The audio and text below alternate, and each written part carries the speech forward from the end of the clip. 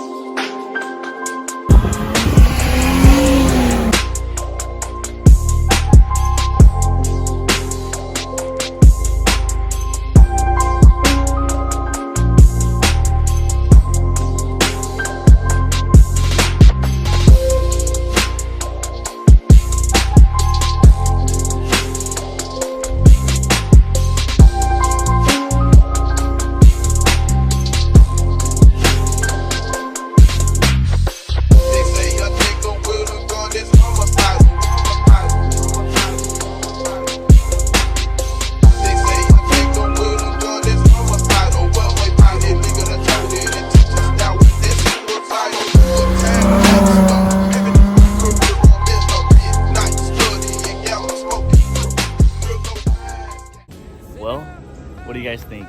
Making those types of videos do take a lot of time and a lot of effort, so it would be greatly appreciated if you guys went down below and gave this video a fat thumbs up. I remember a couple months ago I did say that I wanted to get a new car. I wanted to get something I could drift with, something I could have fun with, something that's rear-wheel drive, and I feel like this car was the perfect car to get. The car is a little dirty right now, so don't mind it, but I guess I'll just start with the exterior of the car. So the car is bone stock, which is exactly what I wanted. I just wanted something that was a clean slate so that I could do everything myself. Because if you're to buy a 350 or just any car in general that had stuff already done to it, it doesn't feel like it's yours, you know? It still feels like it's someone else's car. The paint on here isn't perfect. It's a little rough on the hood and especially on the roof. The paint definitely needs a touch up, needs a detail to it. From a couple feet away, it looks perfect. It has a couple minor scratches, but that's about it. So the only real kind of damage, I guess you would say, is just this scuff right here. Well, I mean, you can always just try to buff that out. So besides the scratch on the passenger side, the paint looks really good. Compared to my Honda and how it was before, this is amazing. All right, so now time for the interior. I mean, compared to other 350s, the interior in here is actually really good. I know that at most 350s, that these plastic pieces do get scratched up very easily because the paint, I believe it was pretty cheap paint that Nissan did, but I'm pretty sure this was painted over. And also the center console does like to chip, but honestly, there's zero chipping and zero scratches on here. This actually looks pretty good. Okay, so there's two things in this interior that I actually cannot stand, and yeah. But this right here is very common for these seats to wear down in this area, because when people get in, they typically rub their back on there, and it usually just, wears out the seat over time. So whenever you do get in the car, you have to get in a certain way. You can't just slide right in. You have to put your butt in first, and it's super awkward. But trust me, it's definitely worth getting in an awkward position than just sliding right in, because if you don't, you see it's gonna look like trash. So yeah.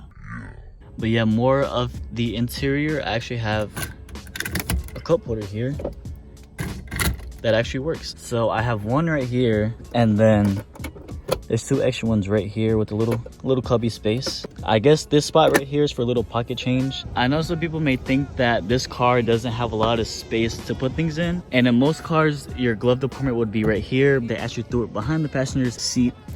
So there's one right there, There's two little storages right there and right there.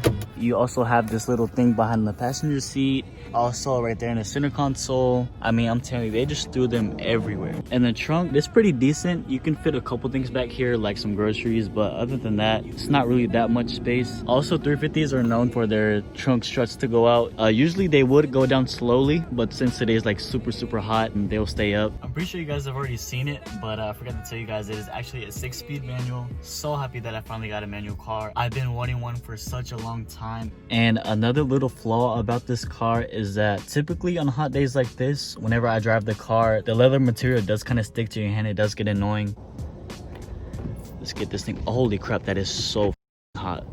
And so since this is the 03 model, it does have the DE engine in it. So I believe it's about 289 horsepower from factory. I also forgot to tell you guys that the car does have around 160,000 miles on it. You know, it is a 17-year-old car, so it's pretty high. Again, it is a 17-year-old car, so you're gonna have to expect high mileage with these cars. And I'm aware that these cars do have oil issues. I do daily this car to work almost every day, and I do often check on the oil pressure, check the dipstick to see if it's fine. And usually, like, it's been good so far. So I don't know if I got lucky with this car, or maybe it's because I haven't, you know, driven it, you know, long enough or had it for long enough to notice.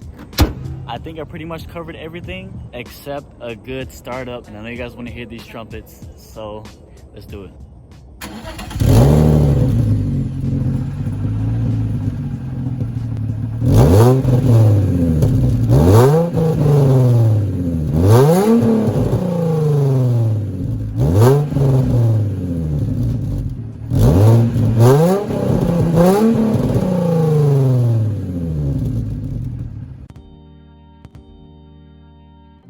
Alright guys, I made it to the house, so now I can fill you guys in on what actually happened to the Honda. Let's go ahead and take off this.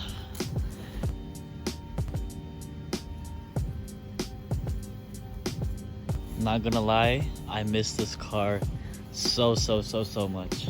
Alright, well, it looks like I have some explaining to do. Alright, so keep in mind when I'm saying this happened the same day I recorded my last video, when me and Elijah were doing the photo shoot. So, I was driving downtown with my little sister and we were going to go to this park, right? Before this, the car ran fine. There was no issues. There was no sign of any issues. You know, before all this happened, there wasn't a check engine light, no nothing. There was no warning. I was driving about, I would say 20 miles an hour, and all of a sudden, like, everything turns off. Literally, like, there's no lights on the dash. There's, like, when I press on the gas, nothing happens. I lost my power steering. And, you know, when that happened, literally my heart dropped. So, coincidentally, there was a little towing zone that I could pull the car in because, you know, it was just rolling at this point. So, yeah, when I pulled over, I got out of the car, and the first thing I did was try to check for any bad fuses or anything like that. I had a little fuse tester light thing, so I was doing that. They all were, like, perfect. So, I was like, what? I was on my phone. I was like, what to do if your car shuts off? And, you know, there were some people that were saying maybe your alternator went out, or maybe your battery just is really bad. Car got home and I was on my phone searching up for, like, why would this happen, or like what to do, how to fix it. So yeah, I did some research and I ended up purchasing a brand new battery, a brand new alternator, and when I installed those two, it started and then it went back to how it was before. Like, there was no lights at all, no lights on the dash. So at this point, I'm like, all right, it has to be something else that's more deeper. Yeah, I did a lot more research and I found out that if the main fuse goes bad under the driver's side, car won't start. So I bought a new one, put it in, and it started. I was like, yes, I finally fixed the car. I finally fixed it. It ran for a couple minutes, and then I turned it off, turned it back on, started perfect. I did that about 3 times and the car was fine. So there I go, thinking that, oh look, I fixed the problem. Yay, I don't have to stress about it anymore. Yeah, I come out next morning, start the car, and it cranked, and then everything shut off. And I noticed that every time I put the key in and turned the key, I wouldn't hear the fuel pump prime. So I was like, maybe the car isn't getting any fuel. So I was like, you know what? Let me go ahead and replace the fuel pump. replaced the fuel pump, and nothing. Let me tell you guys everything I replaced, okay? So I replaced a brand new battery. That was about 160. New alternator, about like 150. New main relay, that was about 60 bucks. And then I also purchased a ignition switch. That was about, I believe, like 40 or $50. New fuel pump, that was a good penny. And yeah, at this point, I was just spending way too much money on this car for it to not even start.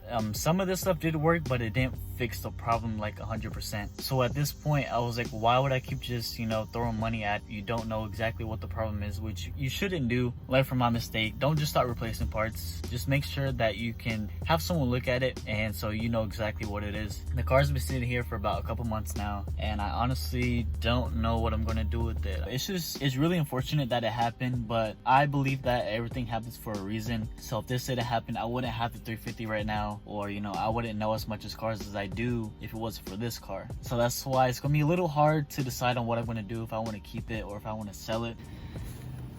But to be honest, I really do miss driving this car. I know you guys are gonna miss the Honda content. I know I am. But yeah, like I said, I believe that everything does happen for a reason. So maybe, I don't know, maybe it's time to let it go.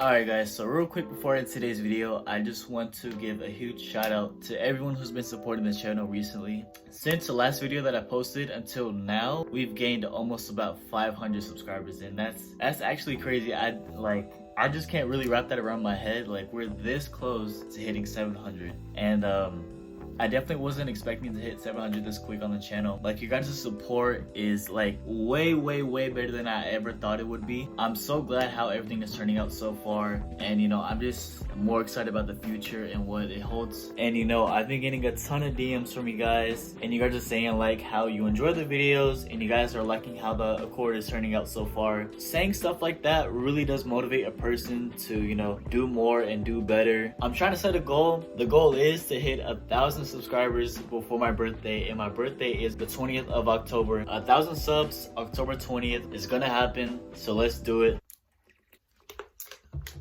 Bro, all this talking. And also, what do you guys think of the 350? Were you guys expecting it? Are you guys happy that I got it? Just let me know what you guys think of the car down below. But yeah guys, that's pretty much gonna do it for today's video. Again, thank you guys for the support. You guys are truly the best. I'll catch you guys in the next video.